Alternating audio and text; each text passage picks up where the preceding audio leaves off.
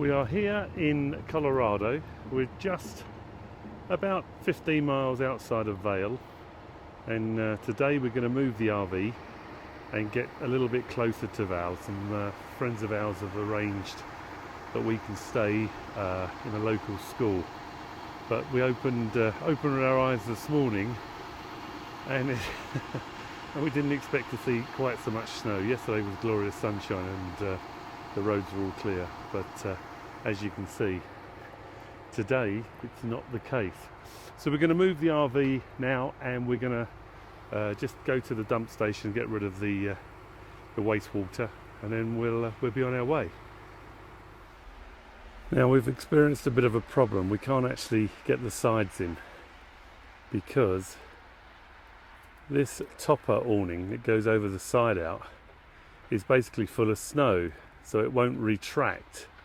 Now, we've cleared the snow off by me standing on a ladder on top of a table, nice and safe, but it still won't go in. So I'm going to have to try to float some hot water up there, and hopefully that will cure it. But it's not good either. The springs aren't strong enough, or it's completely frozen, and we're going to have the same problem as you can see on the rear.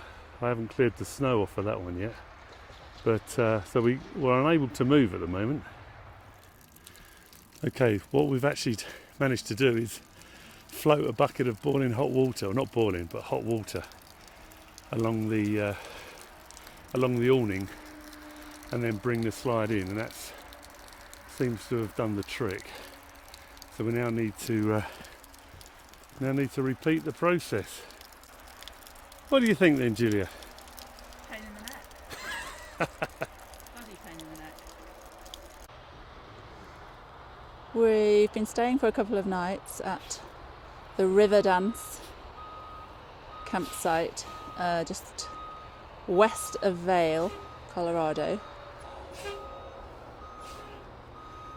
It's been a lovely couple of days. We didn't have snow when we first got here, but this morning we woke up to about 2 inches of snow, which proved a bit of a challenge getting the sides in, something we've never experienced before. The awning part of the slide outs, the canopies on the top had literally frozen solid, and it's a big problem. Anyway, we've done that now. Glenn's just reversing out of the space we were in last night, and we're going to dump the waste before we go. Amazingly, there's been water provided at this site onto the pitch, which is quite amazing for the temperatures, and something you don't usually get in Europe. Once the freezing temperatures come, they give up on the water completely, which is a bit of a pain. So we filled up because we're going to actually wild camp just up the road nearer to where we want to be, where our friends are,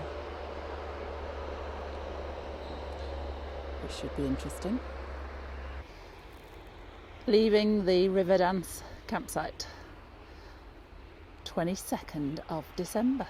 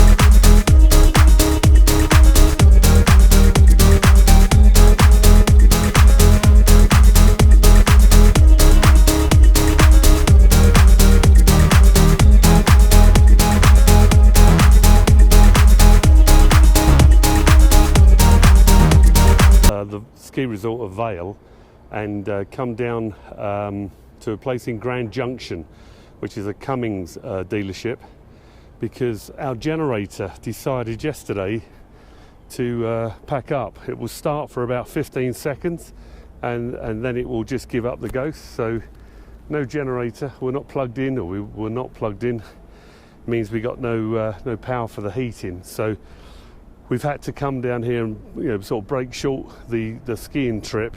Beautiful scenery, by the way, travelling through the mountains.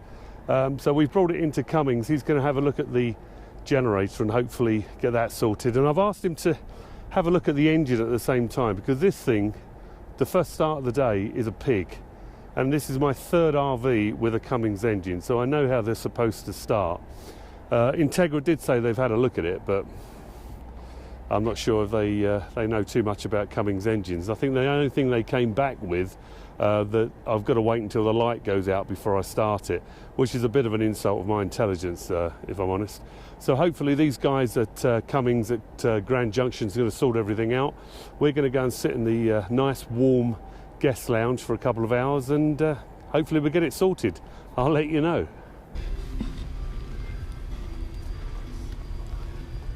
I think you need to put a new one in, a bigger one maybe. That one's too small. Okay, that's all. This is how much snow we had last night. It's barely a flurry. You wouldn't even say it's half an inch or anything. You can see by the Mini. And this is what we have to do. Well, this is an easy thing to do. We have to. Easy when you got. No, easy relative terms, because the mountains are something completely different. But we're trying to get the side slide outs in, and if you can see what happens. The awnings on top of them are not taut enough, and so they buckle under the weight of a tiny little flurry of snow. And believe me, when you've got a bit of ice on there, it's a 3-hour job to get the sides in. Slowly. Oh no, it started to bend. You have to stop it there, because the last thing you want to do is bend the awnings. Try again. No, need to brush it off. 3 hours it took for us to do this yesterday.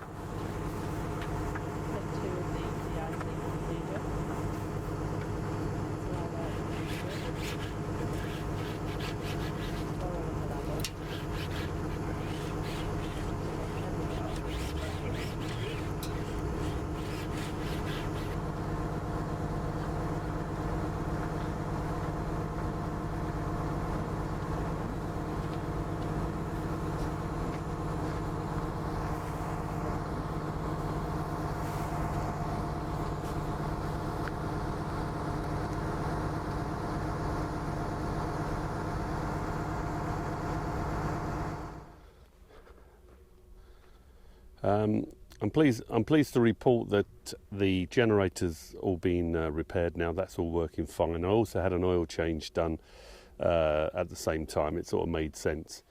But when I got the bill, God, they charge a lot for just to change an oil and filter. $272 to change a small filter and probably less than a gallon of oil. But there you go. I could have done it myself, but I haven't got the tools.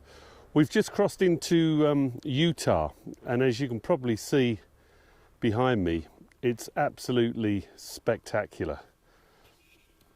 The scenery here is pretty damn amazing. And we've been driving in these conditions in this beautiful scenery for about half an hour, and we're going down to Moab now, and then down into Arizona for the get-together at Quartzsite. I managed to wash the RV last night. It was a bit weird because I washed it, and as I was washing it, it was actually freezing because it was -7. But it didn't matter, it needed a good wash. It's cleaner, but it's still pretty grubby. But I like to try and keep the thing clean if I can. So yeah, it's looking good up here. Lovely light, lovely scenery. The Mini's looking a bit worse, looking a bit worse for wear. I don't know whether to clean it or dump it, but yeah, that's really taking a hammering from all the crud on the road. But the RV's running great. So I've got a lot of play in my steering. Oh, we just fitted a new number plate shroud, which looks pretty good. In fact, the one on the front looks better. Let me show you that one. Let me show you. The RV looks great with its sunlight. Absolutely amazing. Everybody remarks on the colour, in a good way, obviously. But the way the number plates were fitted before looked terrible, so we've now bought a little sort of chrome shroud for it. So, as I was saying, we got a lot of play on the steering.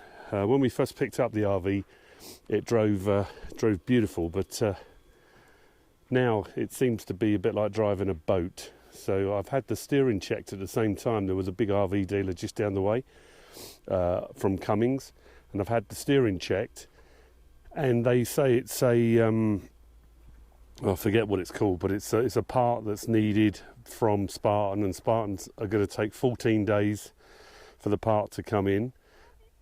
And already at Entegra, they've already changed a tie rod end, and they said that the chassis was in desperate need of grease, which begs the question how you can buy a brand new vehicle that the chassis, all the ball joints need grease, and within 1 month you need a new tie rod end, and now we need this drag link, I think it's called.